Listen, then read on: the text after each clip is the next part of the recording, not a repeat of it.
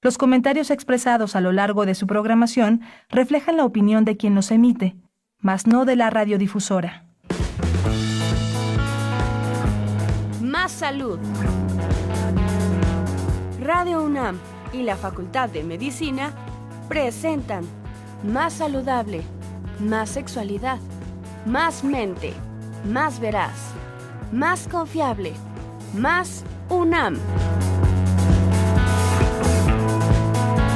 Consulta nuestra revista www.massaludfacmed.unam.mx. Coordinación de Comunicación Social. Hola amigos, bienvenidos a su programa Más Salud. Muchas gracias por sintonizarnos. Reciban un saludo de todo el equipo de Radio UNAM y la Facultad de Medicina que hacen posible esta transmisión. Soy la doctora Ingrid Vargas Huicochea. Y yo soy Omar Carrasco, los saludamos con todo el corazón. Son las 12 de la tarde, momento de empezar con nuestro tema del día de hoy. ¿Cómo debemos actuar frente a una situación de emergencia? Y para tratar este tema, el día de hoy se encuentra con nosotros el doctor Yashua Izquierdo Torres. Él es especialista en urgencias médico-quirúrgicas, alta especialidad en medicina de reanimación, es maestro en administración de sistemas de salud, es médico adscrito del Servicio de Urgencias del Hospital General de México y también del Hospital General de Zona 57 del IMSS, es profesor titular de la materia de urgencias para alumnos de noveno semestre del UNAM, además profesor adjunto del curso de especialidad en medicina familiar para los residentes del IMSS. Doctor, un gusto, muy buenas tardes. Buenas tardes. Le recordamos los teléfonos en cabina 55 55 36 89 89 con 2 líneas y la línea 800 55 26 88. Vamos a una cápsula y regresamos.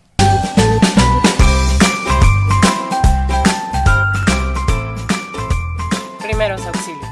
Los primeros auxilios son la ayuda básica y necesaria que se le otorga a una persona que ha sufrido algún tipo de accidente o enfermedad. Esto hasta la llegada de un médico o paramédico profesional que se encargue de la situación y con el fin de preservar la vida del paciente. Los principales casos que requieren de asistencia de primeros auxilios son asfixia, fracturas, quemaduras, traumatismos y hemorragias, por mencionar algunos. Te damos algunos pasos a seguir. 1. Contrólate. Antes que nada debes mantener la calma. 2. Seguridad personal. Para proporcionar una buena ayuda es fundamental estar libre de riesgos. 3. Evalúa al lesionado. Debes verificar el estado general del paciente. 4. Signos vitales. Cuenta los latidos, las pulsaciones y las respiraciones en 20 segundos y multiplícalas por 3. De esta forma obtienes el total de respuestas por minuto. 5. En caso de asfixia, esta se puede presentar por ingesta de comida o algún tipo de objeto extraño. Trata de liberar la vía aérea o pide ayuda a servicios de emergencia.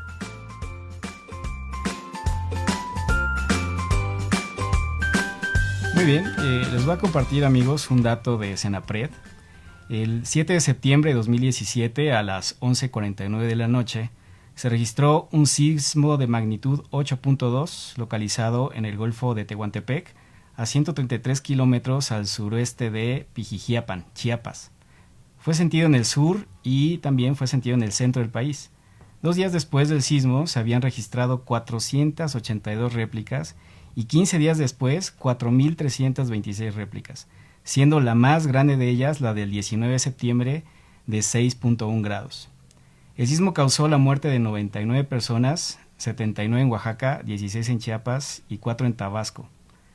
Las recomendaciones indican que debemos preparar un plan familiar de protección civil, organizar y participar en simulacros de evacuación, identificar las zonas de seguridad en casa, escuela o lugar de trabajo, revisar constantemente las instalaciones de gas y de luz y también preparar una mochila de emergencia. Sin lugar a dudas, pues un tema relevante, ¿no?, de tratar y de comentar a detalle. Gracias por estar aquí, doctor. Usted que es el experto en este tema. Cuéntenos un poco, ¿estamos preparados como sociedad para atender situaciones de emergencia? Digo, pensando en condiciones de desastres naturales o de accidentes. Es una pregunta muy interesante, fíjate. Me gustaría responder que sí, pero no.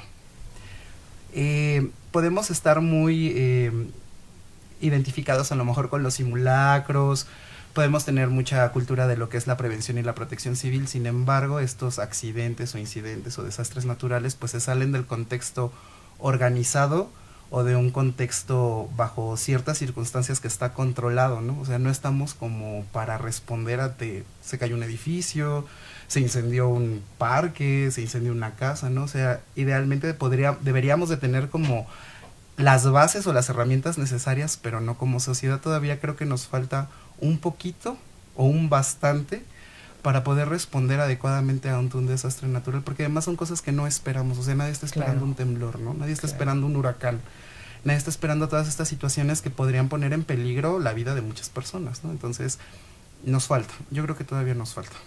Usted nos comentaba que está como adscrito, por lo menos en 2 grandes instituciones. Sí, claro. ¿Qué tipo de urgencias son las que más atienden en las instancias donde usted se encuentra? Perfecto.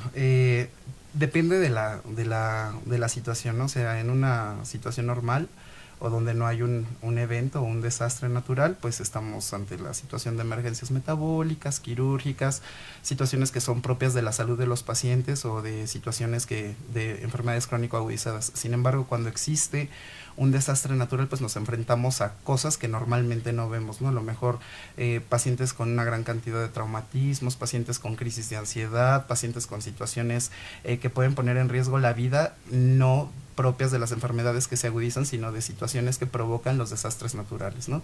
Dependerá también del tipo de desastre, ¿no? No es lo mismo una inundación que un temblor. Entonces, claro, por ejemplo, a lo mejor en una inundación te toca atender pacientes que pueden estar con datos de ahogamiento, con datos de asfixia, y en un temblor a lo mejor te toca atender pacientes que están con trauma cráneoencefálico, trauma de tórax.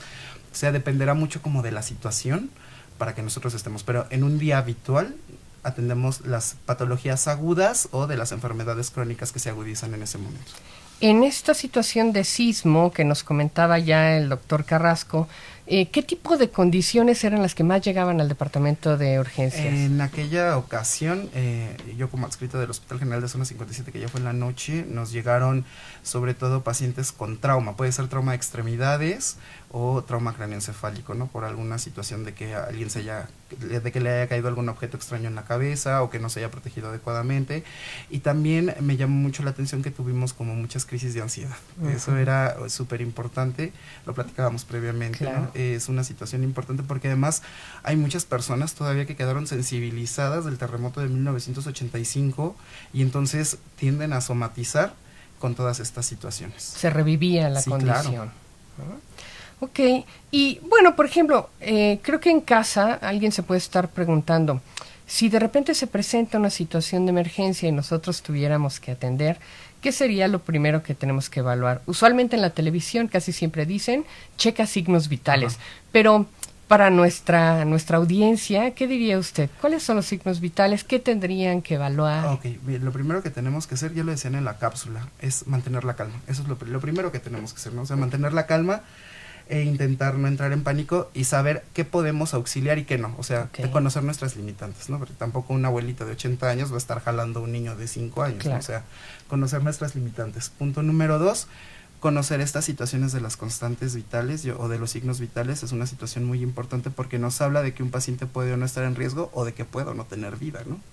Entonces, la situación puede sonar un poco brusca, un poco hosca, pero identificar un paciente que ya no tiene signos vitales e intentar atenderlo es perder tiempo ante una situación de emergencia. Okay. Entonces, sí debemos de conocer estas constantes, estos signos vitales, tomar la frecuencia cardíaca, que lo podemos hacer colocando 2 dedos sobre la base de la mandíbula, intentar tomar el pulso carotidio o bien en la región femoral, ver cuántas veces respira por minuto, que esto lo podemos observar a visión directa, ver cuántas veces se eleva el tórax cuando está respirando, que serían las 2 principales, ¿no? Okay. Podríamos valorar un poco el estado de conciencia, o no el estado de conciencia, el estado de despierto, preguntándole al paciente cómo se llama y en dónde está, ¿no? Con estas 2 situaciones, cuando el paciente te contesta, tú sabes que el paciente al menos tiene integridad de la vía respiratoria, que no tiene obstrucción y que está íntegro su vía respiratoria porque tiene la capacidad de responder tanto física como neurológicamente. Entonces eso ya es de gane, ¿no? Okay. De hecho, si ustedes han tomado los cursos del BLS o el ACLS, lo primero que se le pregunta a un paciente es, ¿está usted bien? Para ver si el paciente tiene integridad neurológica, ¿no? Okay. Entonces, el preguntarle, ¿está usted bien? O ¿cómo te llamas? O ¿dónde estás? Te ayuda mucho a saber y después todo lo demás. Siempre, como lo dijo la cápsula, asegurando la escena. Tampoco vamos a hacer medidas heroicas donde tenemos situaciones de riesgo y puedes poner en riesgo tu vida por salvar a alguien más. O sea, aquí en situaciones de emergencia primero estamos nosotros y después lo que se pueda rescatar. ¿Estamos de acuerdo? Es decir, un poquito entonces es primero identificar a quién sí podemos apoyar, a quién no. Es correcto. Decía usted tratar de tranquilizarnos, el tratar de mantener la cabeza fría, Sí, claro. puede ayudar a tomar mejores decisiones y efectivamente apoyar a quien estamos queriendo ayudar, ¿no? Y mencionaba entonces ahorita, esta parte de los signos vitales son importantes porque también me dice qué tan mal está, Sí, claro, ¿no? exactamente. Como pasos siguientes, ¿qué tendría que hacer alguien que ya identificó a alguien a quien sí puede ayudar, se dio cuenta que está vivo? Okay. ¿Cuáles serían los pasos siguientes para atender una condición de emergencia? Lo primero es ver qué podemos o qué sabemos hacer, ¿no? Okay. Eso es muy importante. Si nosotros no sabemos hacer nada, no tenemos una capacitación en primeros auxilios, lo que tenemos que hacer es pedir ayuda. Bien. Actualmente, por ejemplo, en la Ciudad de México está ya dada la línea de emergencia, que es el 911, que está abierta a todo el público, y entonces ellos nos pueden orientar a seguir los pasos. Desde cualquier celular, Desde cualquier teléfono celular, fijo. cualquier teléfono, si Okay. existen las líneas pertinentes. Si no, idealmente pues es identificar qué puedes hacer. Primero asegurar tu lugar, y después es no intentar cosas heroicas. Por ejemplo, nunca intentar una extracción de un cuerpo, de una situación donde esté él sobre objetos, porque puedes lesionarlo, ¿no? Si la situación te permite darle, por ejemplo, soporte al paciente inicialmente, adelante, pero si no, ni siquiera moverlo, y de hecho ni siquiera está indicado mover a los pacientes porque podemos empeorarlos en lugar de ayudarlos. O sea, entonces, que si el lugar o el escenario no es de peligro, lo ideal sería no moverlo. No moverlo, okay. Y saber hasta dónde tenemos, ¿no? O sea, por ejemplo, tomar los signos vitales, el preguntarle si está usted bien y tomar los signos vitales. Por ejemplo, si el paciente no te responde, lo siguiente es la toma de los signos vitales, ¿no? O sea, ¿tiene pulso? ¿El paciente tiene pulso? Si tiene pulso, pues adelante, ¿no? Habla un servicio de emergencia y que te ayuden porque es un paciente que tiene vida, ¿no?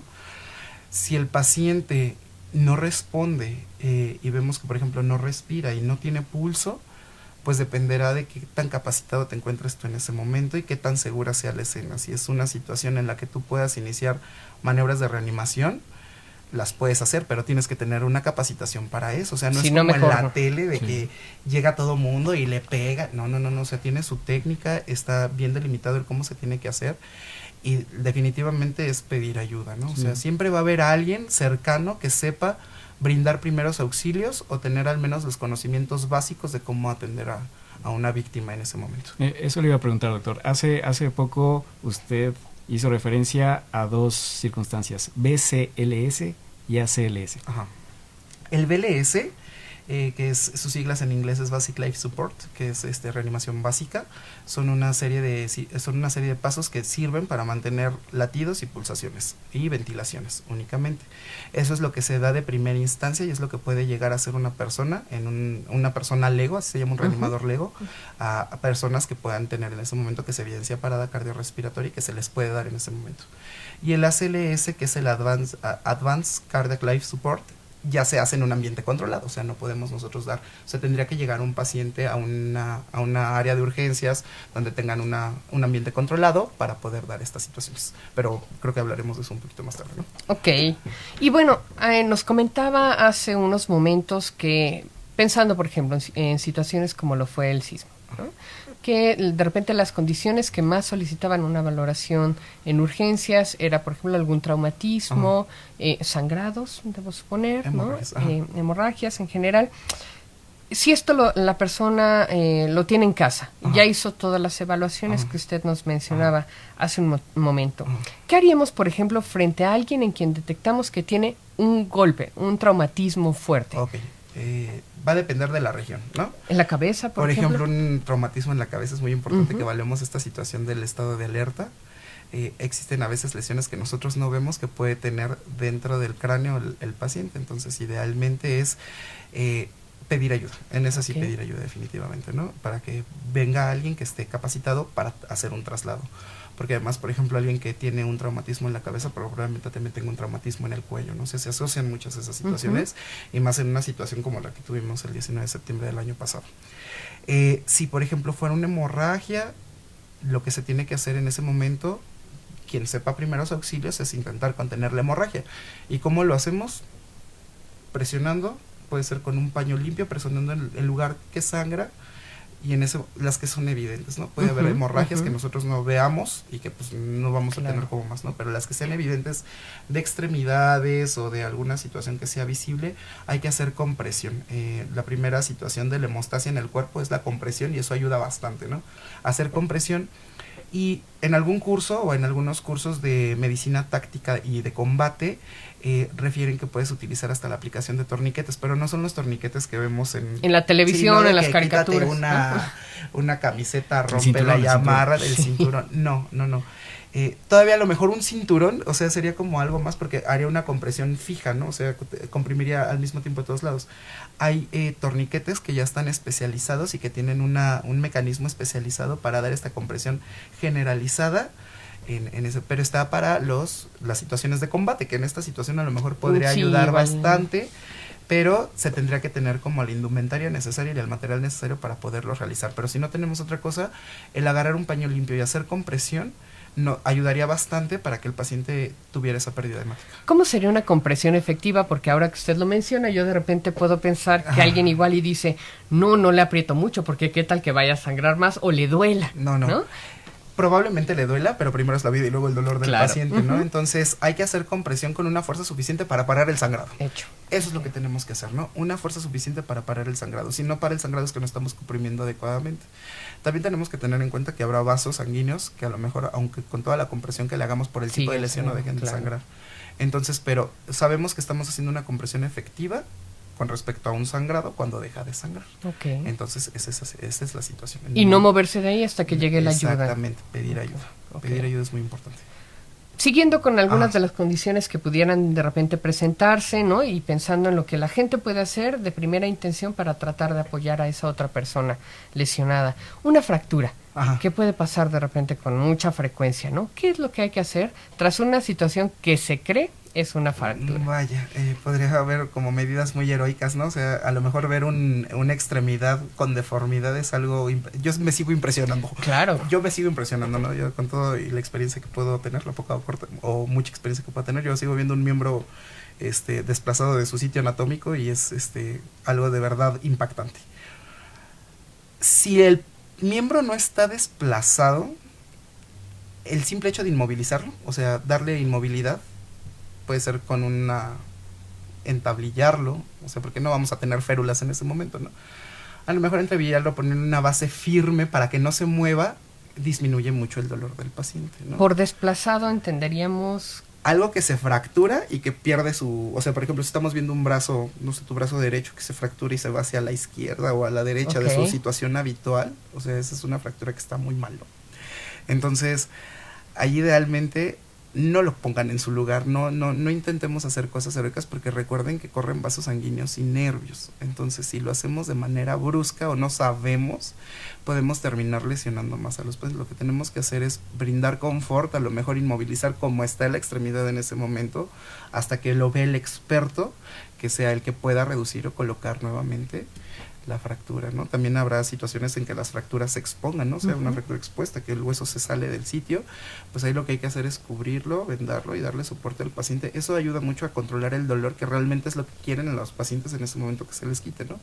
Entonces, hacer lo mínimo, menos es más, ¿estamos Claro. de acuerdo? Entonces, hacer lo mínimo solo para controlar la situación es lo mejor.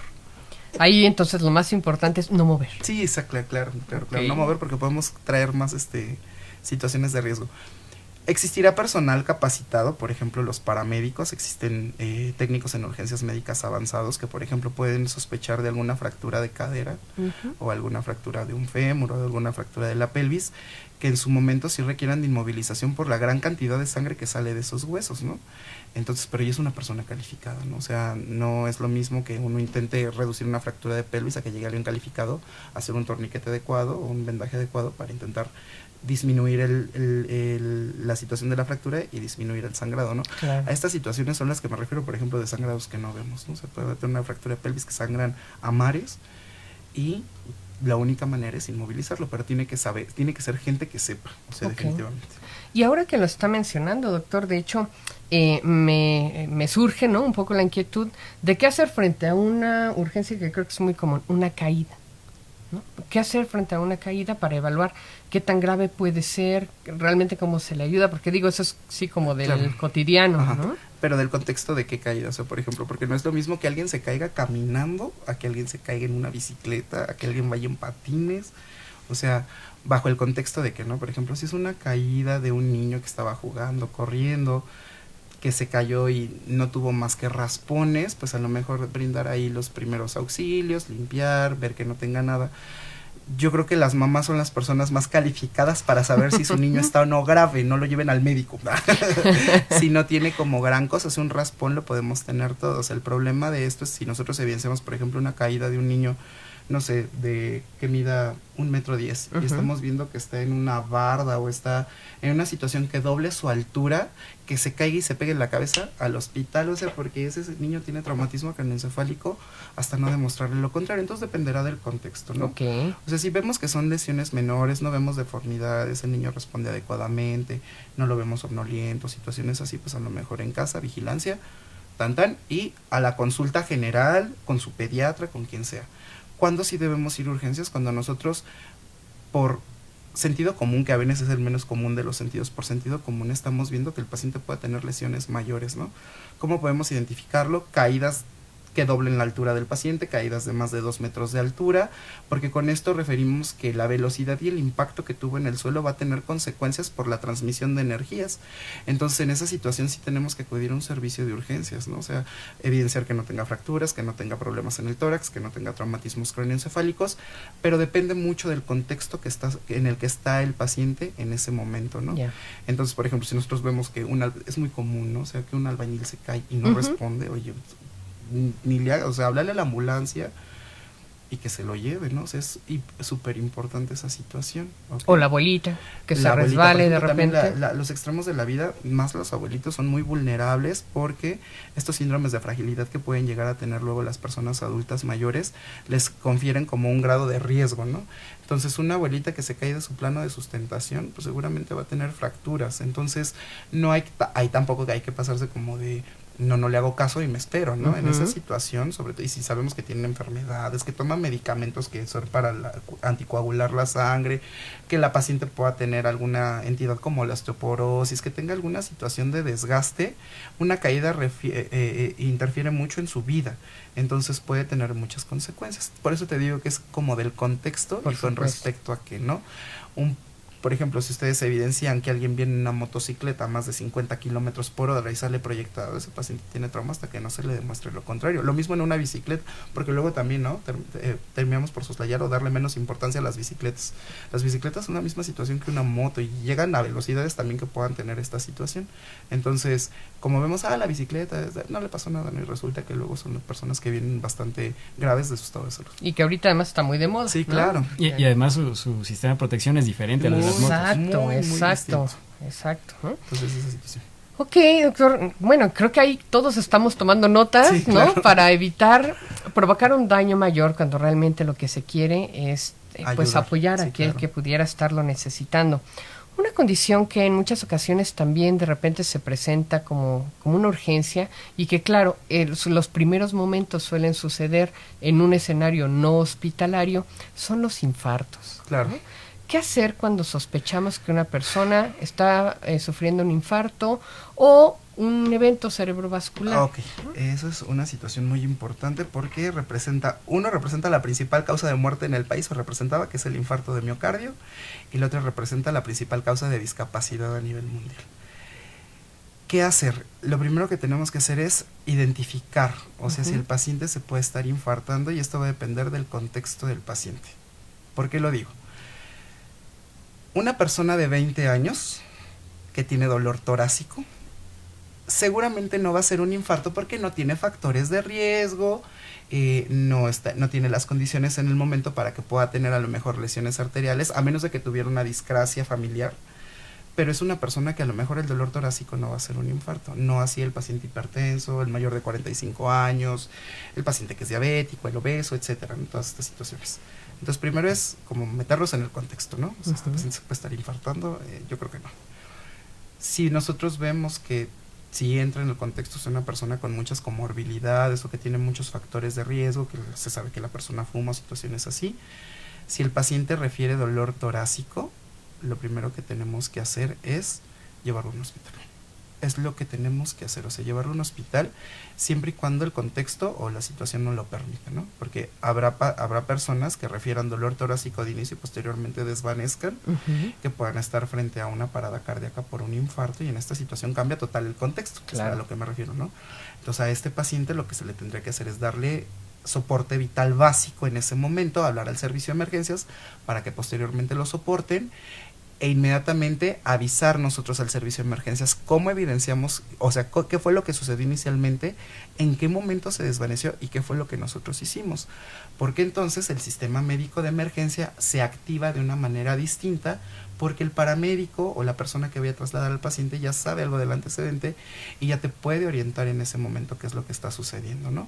Siempre tener identificado el servicio de urgencias más cercano a domicilio es importante, ¿no? Porque también nos pasa que los pacientes, me siento mal, van al consultorio y resulta que perdemos la atención. Entonces un paciente con dolor torácico, con antecedentes que pueda tener o que nos pueda decir que tiene un infarto, que ya hablamos que es la diabetes, la hipertensión, que el paciente fume, que sea un hombre mayor de 45 años, que sea una mujer después de la menopausia, todas estas situaciones le confieren un factor de riesgo a las personas, y entonces si tienen dolor torácico ante cualquier situación, lo primero que tenemos que hacer es descartarlo. Entonces, si el paciente no se ha desvanecido, lo podemos llevar a un servicio de emergencias.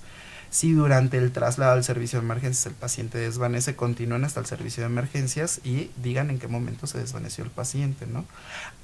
Pasa que en muchas ocasiones la gente pierde la noción del tiempo por la urgencia, claro, ¿no? Entonces es muy importante que también nosotros como personal de salud encaucemos a los pacientes y los situemos en el contexto, ¿no? O sea, no es que, por ejemplo, no perdió el conocimiento como 10 minutos, ¿no? Pues 10 minutos, a ver, canta 4 veces el himno nacional, a ver si realmente fueron 10 minutos. No, pues no fue tanto, ¿no? Entonces, es esa situación.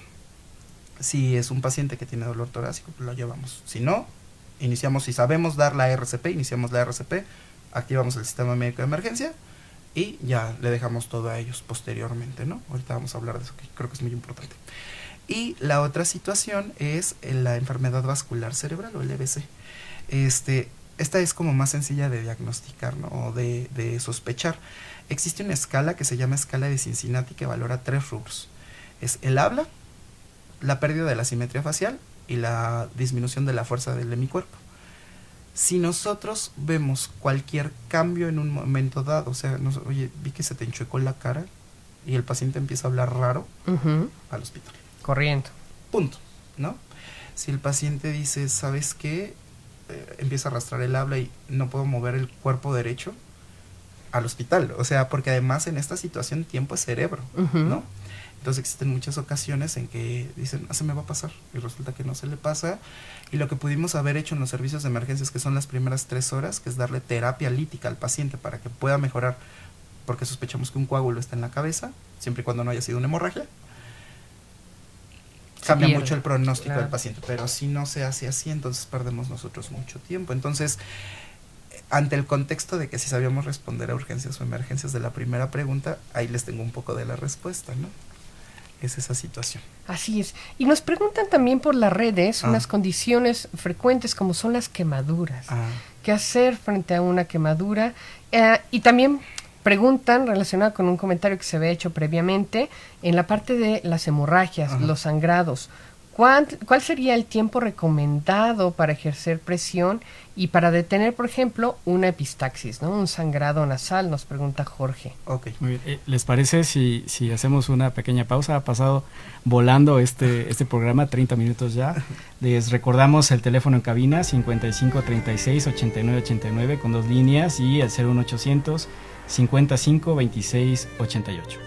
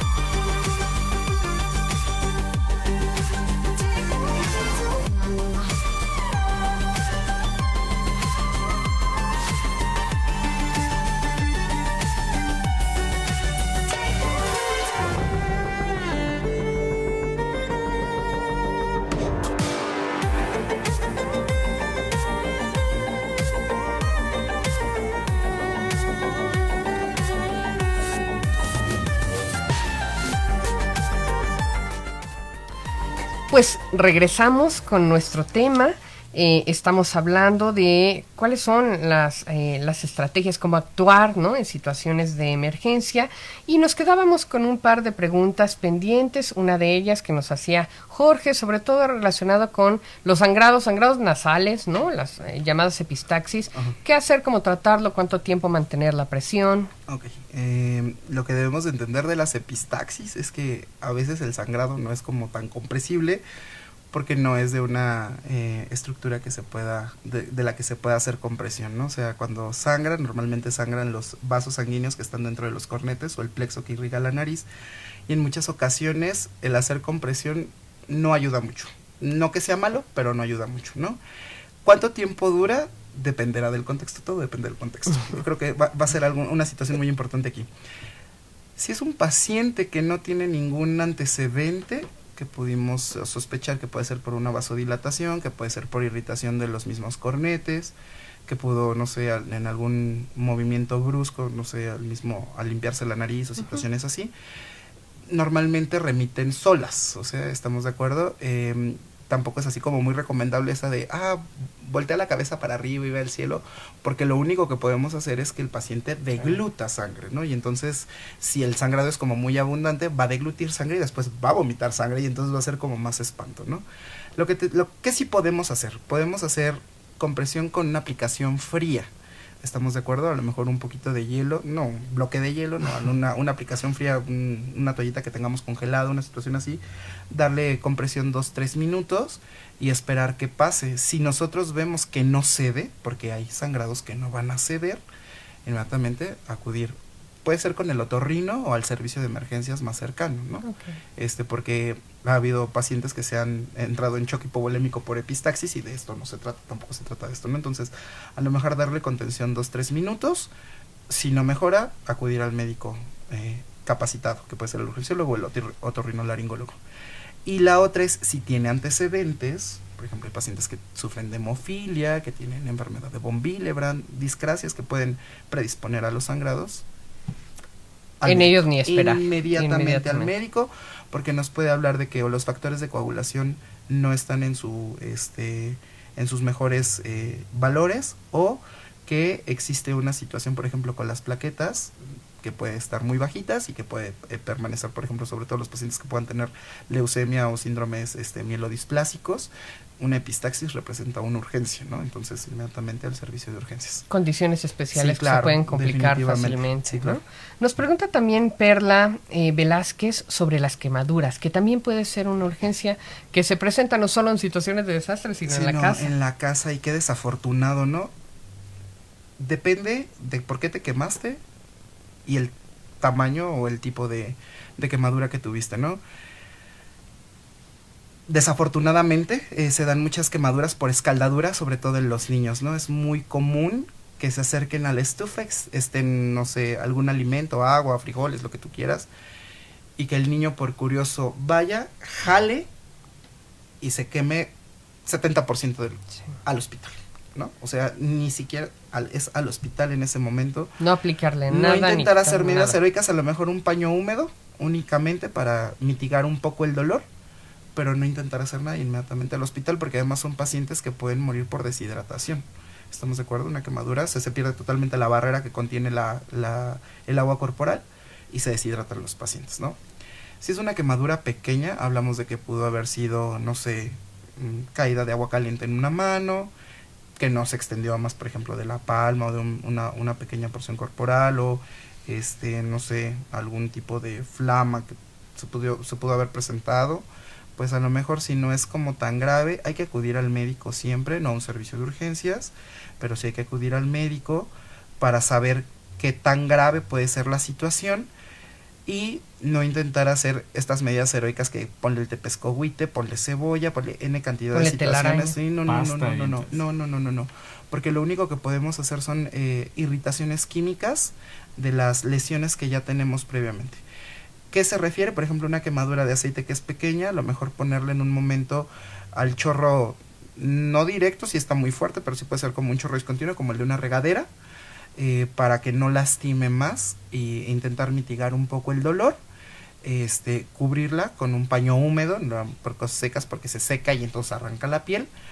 Y nada más. Por ejemplo, si el paciente sufre una quemadura de una extremidad y está la ropa, no intenten quitar la ropa quemada porque lo que van a hacer es traer, lo tiene que hacer personal calificado, ¿no? Entonces, lo que podemos hacer es poner paños húmedos e inmediatamente al hospital. Son quemaduras pero muy pequeñas, o sea, pequeñitas de un dedito, una situación así que fue por que metimos el dedo a la taza del café que estaba muy caliente, o que tocamos la plancha por descuido, situaciones así. Entonces pues nada más hay que verificar que realmente no solo sea la piel y se le dé tratamiento, ¿no? Pero hay que acudir al médico en un servicio de emergencias. En el momento que se involucra más superficie corporal, hay que acudir a un médico a un servicio de urgencias, o cuando tenemos quemaduras circunferenciales, ¿no? O sea, si alguien se quemó la mano y quemó la mayor parte de su antebrazo y la mano, el proceso inflamatorio que puede tener puede ser tan grave que puede disminuir el flujo sanguíneo hacia la manita y hacer algo que se llama síndrome compartimental. Entonces, esas quemaduras, aunque parezcan no graves, pueden traer muchas consecuencias. Entonces, idealmente, si se quemó la circunferencia total de una extremidad, hay que acudir al hospital, ¿no? Si fue por un cohete, hay que acudir al hospital porque también se va a dar mucho. Si viene el 15, 16 de septiembre, está prohibido. Yo sé que está prohibido, pero se hace. Entonces hay que tener mucho cuidado con esas situaciones porque además involucra, si por ejemplo si una quemadura involucró la cara, al hospital. Si fue por un flamazo directo, por ejemplo, que pudo haber sido por corriente, por una situación del calentador de gas o de la estufa, al hospital, porque a lo mejor nosotros vemos solo la cara, pero pudo haber quemado la vía respiratoria, Claro. ¿no? Sí, también se pueden presentar quemaduras por corriente eléctrica, ¿no? O sea, alguien que tiene una quemadura por corriente eléctrica, a lo mejor vemos una lesión pequeña, pero todo por dentro puede estar, mucho mayor. sí, hacer algo que se llama rhabdomiólisis, que es que se destruyan los músculos, y todas esas sustancias son nocivas, muy nocivas para el cuerpo. Además, puede haber situaciones de interferencia con el mecanismo de conducción eléctrica del corazón, y que normalmente a lo mejor nosotros no podemos evidenciar, ¿no? Si es por corriente directa o por corriente alterna, que sería peor aún, o peor aún una quemadura por un arco eléctrico, aproximadamente son 15,000 grados, ¿no? O sea, ese es un arco eléctrico, son 15,000 grados, a quien esté cerca de ahí, si agarro el arco, entonces son situaciones que provocan quemaduras de segundo o de tercer grado.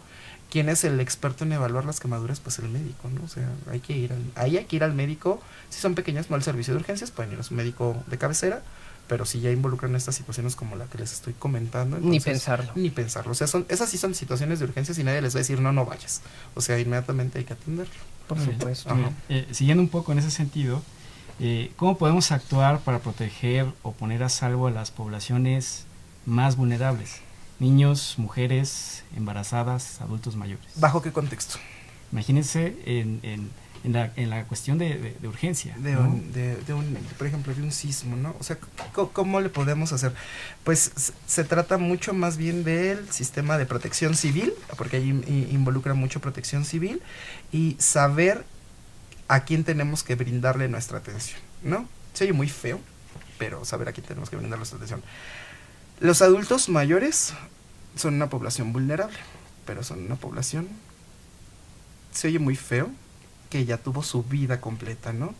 Entonces, en estas situaciones de desastre, nos interesa más las personas que puedan ser económicamente productivas, no sin importar que un adulto mayor no sea importante ni que pueda ser económicamente productivo, pero tenemos que buscar personas valiosas, ¿no? Todo el mundo valemos, pero personas valiosas para situaciones de emergencia, ¿no? Entonces, en el contexto todavía me acuerdo, fíjense, cuando tuve mi examen de consejo, me ponía en ese contexto. Está un abuelito, un niño y una mujer embarazada. Sucede una situación, tú tienes 3, ¿a quién atiendes primero? Pues atiendes a quien tenga más riesgo, ¿no? ¿Y quién tiene más riesgo? ¿Quién lleva 2 vidas en ese momento? La mujer embarazada, ¿no? Entonces, eso es algo que nosotros llamamos triage o clasificación, ¿no? Entonces, y después de ese, ¿a quién le das la atención? No, pues se la das al niño. Y si todavía te queda opción, pues se la das al adulto mayor, ¿no? O sea, se oye muy feo, pero es una situación muy pragmática en caso de desastres. Si no son casos de desastres, ¿cómo podemos protegerlos? Pues simplemente teniendo conocimiento de lo que es la protección civil, ¿no? O sea, saber a dónde enviar a los pacientes en ese momento. O sea, por ejemplo, a los adultos mayores nos podemos apoyar a lo mejor de personas que saben de geriatría, podemos mandar a un asilo, podemos mandar a casas de asistencia. A las mujeres embarazadas les tienen que hacer una revisión completa y tiene que ser la especialidad de ginecobstetricia y todas las especialidades que involucran en ese momento. Y a los niños, pues los pediatras, los urgenciólogos son los que nos encargaremos de todos ellos.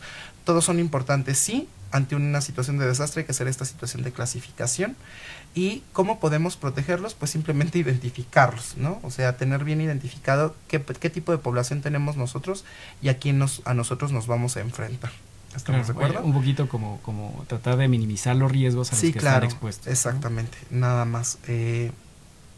Idealmente sería, por ejemplo, que las personas adultos mayores no vivieran en casas de 2 pisos, ¿no? O sea, exacto. Por ejemplo, Alfombras. esa sería una situación, Claro. una situación importante para protegerlos, ¿no? O sea, un adulto mayor que vive en una casa de 2 pisos, a lo mejor es más difícil trasladarse de su habitación a su área de seguridad, y estas personas idealmente, digo, pues, en el mundo ideal tendrán que vivir en una casa de una planta, que tuvieran un fácil acceso a salir. Eso es una manera de protegerlos, ¿no? Con una mujer embarazada es ubicar el contexto, el trimestre del embarazo en el que se encuentra y cuáles son las situaciones de vulnerabilidad. Y con respecto con los niños, pues son las personas que a lo mejor a veces hasta más nos pueden ayudar, ¿no? O sea, sería como las personas más fáciles de manipular en un momento ante una emergencia, y que por las situaciones de su anatomía podríamos tener más fácil acceso a ellos, ¿no? O sea, esta sería la situación.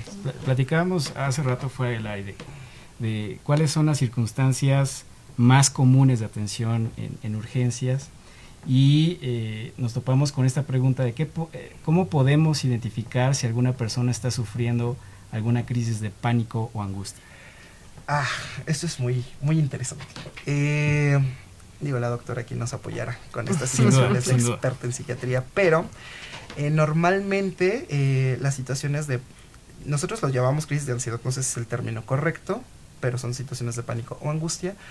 Las personas se encuentran eufóricas, pueden estar alteradas, me refiero con hiperactividad en ese momento, con la frecuencia cardíaca incrementada, se pueden presentar diaforéticos o con mucha sudoración fría, y pueden referir en alguna situación sensación de disconfort en el pecho o falta de aire, ¿no? Que es como lo más común por lo que nos llegan a nosotros, ¿no?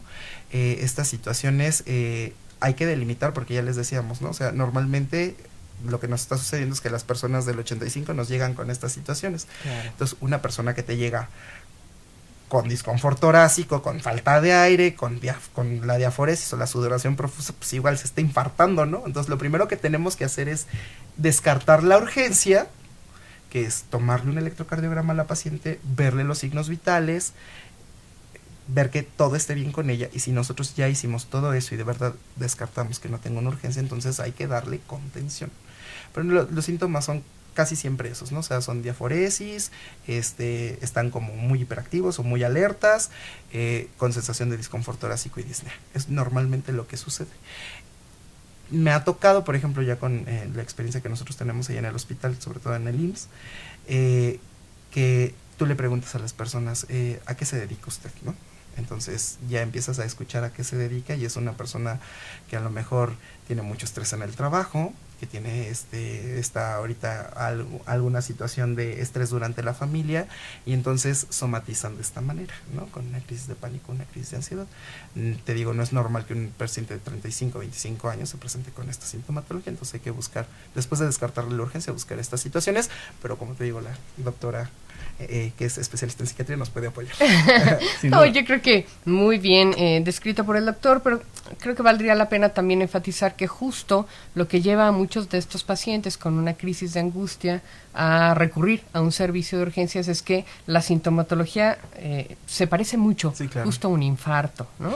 Hay dolor en el pecho, puede haber parestesia, o sea, la gente siente que se le está durmiendo el brazo, que empiezan a marearse, a tener ganas de vomitar, a tener esta sensación de que algo muy malo les va a pasar, y bueno, obviamente eso además incrementa la propia angustia. Claro. Y eso es lo que les hace finalmente llegar ahí. Como bien comenta ahora el doctor Izquierdo, pues bueno, lo indispensable es antes que nada descartar que haya una condición de atrás, ¿no? Que nos estén infartando. Ajá, efectivamente.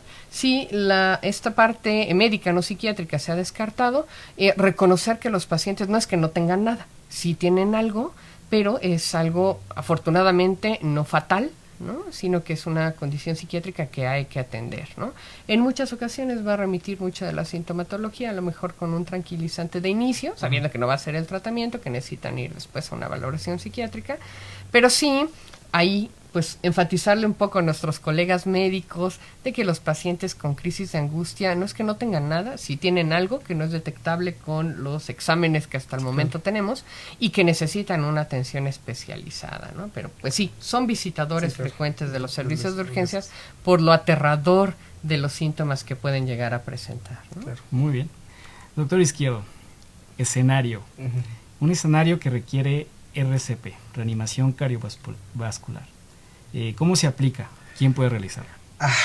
Mira, esa pregunta, cuando vi la sección de preguntas, me causó como mucho estrés porque población. Lo que yo voy a hablar aquí no es que ustedes lo tengan que hacer. Las personas tienen que estar capacitadas y las personas tienen que tomar un curso para saberlo hacer. O sea, eso que quede clarísimo. Lo que vamos a hablar aquí nada más es qué se hace, ¿no? O sea, de una persona capacitada, ¿qué se hace?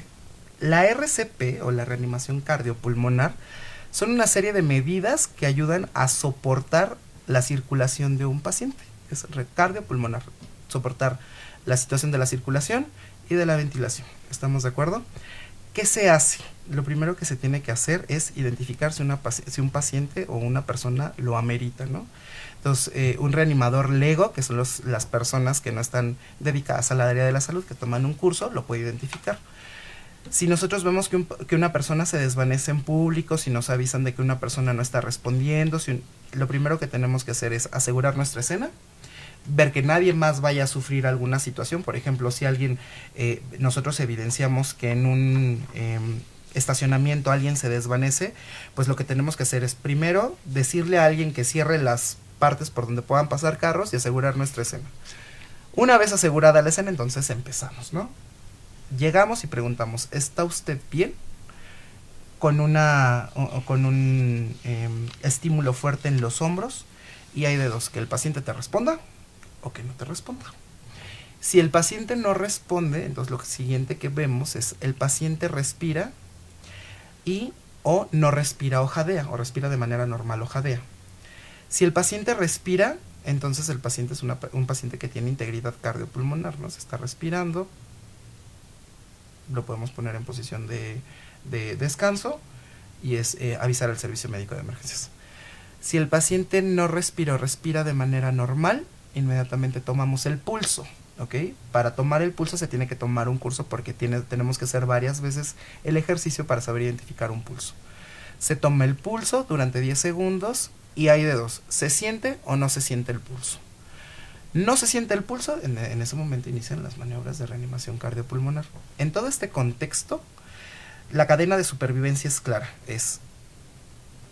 Se activa el sistema médico, se inicia el RCP, se activa el sistema médico de emergencia, se continúan con las compresiones hasta que llega el personal calificado y se lleva al paciente, ¿no? Entonces, lo que se tiene que hacer del personal LEGO es eso. Inicia la RCP, asegura inicia el RCP, activa el sistema médico de emergencia. Cuando se activa el sistema médico de emergencia, que es hablar al 911, se inicia el RCP y se espera la ayuda, ¿no? Entonces, bajo estas situaciones, lo que involucra la RCP básica es dar compresiones con ventilaciones. Normalmente, el algoritmo o la manera de proceder es dar 30 compresiones continuas por 2 ventilaciones. ¿A qué nos referimos con ventilaciones? Es respiración de boca a boca con un dispositivo que nos ayuda a dar ventilaciones. En muchas ocasiones, además, esta RCP básica incluye algo que se llama desfibrilación, que ya está normada en las guías actuales de RCP y que normalmente cuando nosotros activamos el sistema médico de emergencia, o sea, tenemos que identificar a alguien. Por ejemplo, si no conocemos el nombre, te digo tú, el de la camisa guinda con corbata guinda, ve, pide ayuda, háblale a una ambulancia y que traigan un desfibrilador, ¿no? Entonces, con eso nos ayudan mucho, ¿no? Entonces, o la otra situación es que estemos ante un contexto donde hay un desfibrilador cercano y que alguien lo sepa usar, ¿no? Entonces, puede iniciar las compresiones y si el único que sabe utilizar el desfibrilador es el que está dando las compresiones, pues en ese momento le piden a alguien que dé compresiones, que vea cómo está haciendo, en lo que la otra paciente pone el desfibrilador y marca el cómo se va a llevar la reanimación. Pero son estas situaciones que van a ayudar a mantenerle la vida a alguien, punto. Son situaciones heroicas que le ayudan a mantener la vida a alguien hasta que llegue el personal calificado y se lo llevan a una unidad receptora, ¿no? Entonces, esta RCP no la pueden dar todos. Idealmente, tendríamos que darla a todos porque por situaciones de conciencia social, todos tenemos que saber RCP. Entonces, la recomendación es que quien sepa RCP puede ahora sí que adiestrar o enseñar a su personal cercano, por ejemplo, en casa, a sus hermanos o situaciones así, que aunque no tengan una certificación por una institución, sepan hacerlo, ¿no? A veces es más importante saber hacerlo que tener una certificación. Entonces, es mucha conciencia social que quien sepa, enseñe, ¿no? Entonces, la situación es esta, saber dar esta reanimación cardiopulmonar salva vidas. ¿Estamos de acuerdo? Salva vidas. ¿Quién da esos cursos? Existen empresas o situaciones que se llaman proveedores de la RCP. Normalmente pueden existir colegios que te pueden dar el aval. El que más conocido o el que más se conoce es la American Heart Association, que es la AHA. Existen muchas instancias. La UNAM tiene una situación de certificación por la AHA. La dan ahí en el SECAM, en la Facultad de Medicina, y nos ayuda mucho, ¿no? El Hospital General de México también tiene estas situaciones o estos cursos, creo que son 2 o 3 veces al año, donde puede certificar al personal que nosotros estamos ahí, o gente externa puede tomar el curso. Y instituciones de salud, el Instituto Nacional de Nutrición Salvador Subirán tiene sus cursos, el Hospital Ángeles tiene, ya me estoy aventando el comercial, pero el Hospital Ángeles tiene sus cursos, discúlpame. Estábamos hablando de empresas que lo pueden dar. Existen empresas, pues, o sea, proveedores, punto. Muy bien, muy bien. Escenario, doctor. Muchos escenarios. Todo depende del escenario. En la casa u oficina, ¿qué elementos debemos de tener en un botiquín o mochila de emergencia considerando los posibles escenarios? Hay que delimitar primero 2 cosas muy importantes. Una cosa es una mochila de emergencia y otra cosa es un botiquín de primeros auxilios. La mochila, ¿no? De la 72. La mochila de la 72. Mire, la mochila se tiene que tener, vamos a hablar de la mochila y después hablamos de un botiquín de primeros auxilios. En la mochila se tienen que tener cosas que te pueden ayudar a ti a responder ante una situación de desastre. Una lámpara con baterías, obviamente, claro, ¿no? O sea, debe haber lámpara y baterías, no sirve de nada una lámpara con baterías. Se debe tener agua embotellada, pequeña, ¿no? O sea, tampoco que sea, la mochila no debe pesar más de 3 kilos, ¿no? Un garrafón de 20. Sí, o sea, exactamente, ¿no? Una botella de agua pequeña. Podrías tener alimentos, sí, alimentos enlatados que sean de abre fácil, o sea, que claro, no incluyan el abre latas, ¿no? Porque también eso cuenta mucho. Los documentos importantes de las personas, esos tienen que estar bien resguardados con un sello de plástico. Algunas situaciones siempre no sabemos si va a ser una inundación o si en el mismo, no sé si puede ser un temblor y que pueda caer agua sobre de la mochila, situaciones así, ¿no? Algunas instancias internacionales te hablan de que es muy importante tener una cuerda dentro de tu mochila de emergencia, porque si son varias personas y es una cuerda lo bastantemente larga, tú puedes sujetarte de las otras personas y no perder a nadie, ¿no? Y entonces eso es una situación muy importante. Puedes tener material de primeros auxilios o material de curación en ese momento y alguna situación que te puede ayudar a cubrirte de la intemperie.